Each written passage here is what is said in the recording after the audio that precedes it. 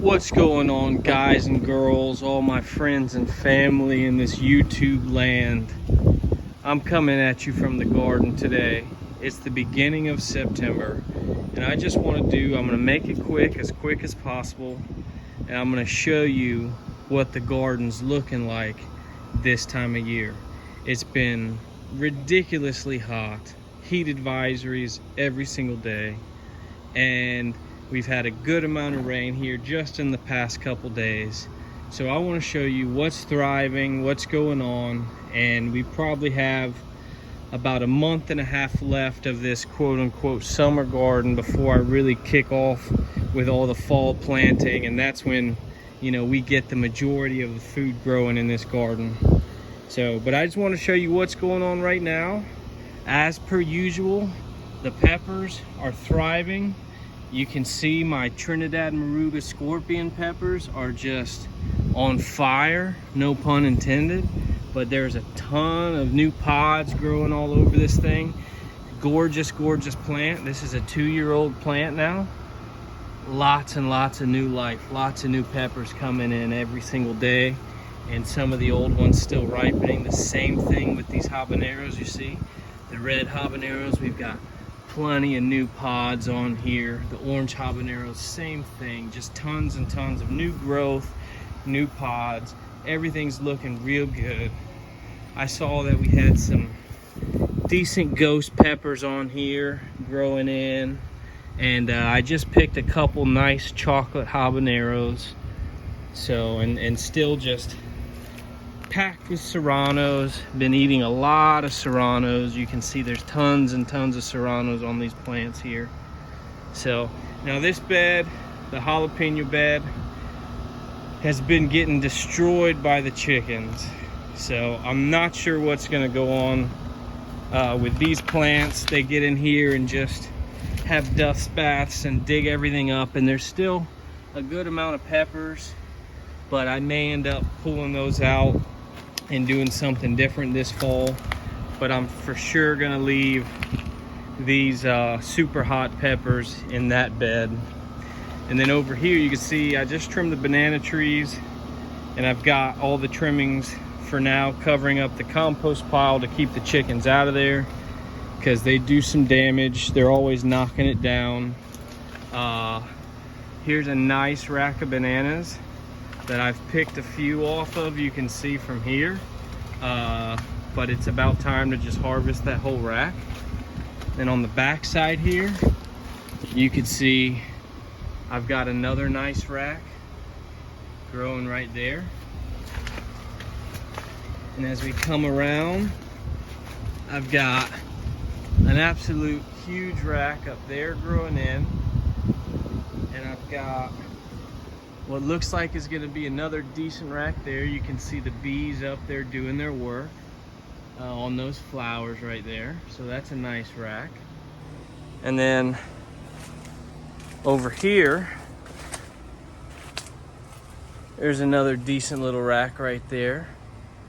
And then on the back side, another huge rack growing in right there. There's a lot of bananas right there, guys. So it's looking like there's going to be a ton of bananas coming in the next, 2 or 3 months. And there's some other big trees that should be flowering within the next month or two as well. And if we come down here, you see this bed with all these cowpeas, which cowpeas are one of the main crops that I grow in the summertime as far as, traditional vegetables. And like these right here, that's ready to pick.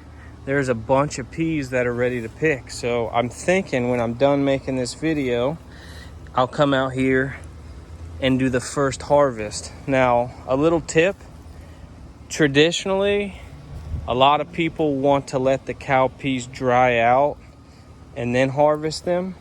And that's good for long-term storage as far as dried beans or dried peas.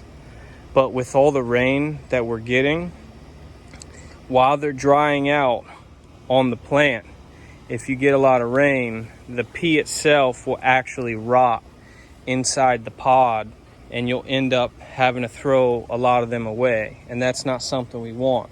So I tend, when we're in this rainy season, to pick the peas while they're fresh and shell them and cook them up. It takes less time to cook and they taste just as good, I promise. And you can even freeze them and store them that way, but you'll end up getting to eat a lot more peas and throw away a lot less, okay? Everything else is looking really good. This mulberry tree has gotten so huge, and I'm probably gonna end up cutting it back down close to the ground and trying to do some grafts onto that from a fruiting mulberry that I know that is in the forest. And these guavas, man, I harvested so many guavas. I made so many rounds of guava jam. I made some guava barbecue sauce the other day. And in all this wind, I want to say the last guava that was on here fell off last night. So for now, I am completely out of guavas. And I have a ton of jam to enjoy though, until the next time that the trees fruit. Yes. And we've got some okra. I've been harvesting a decent amount of okra off these plants that are in these pots right here. What else? Sweet potatoes. Lots and lots of sweet potatoes. Not time to harvest yet. You know, you definitely don't want to get too impatient and harvest too early, because you'll end up, you know, not getting as big of a crop. But there's going to be, I'm anticipating, a lot of sweet potatoes in here. And I'm thinking either the end of this month, the end of September, or mid-October is probably when I'm going to want to harvest those sweet potatoes.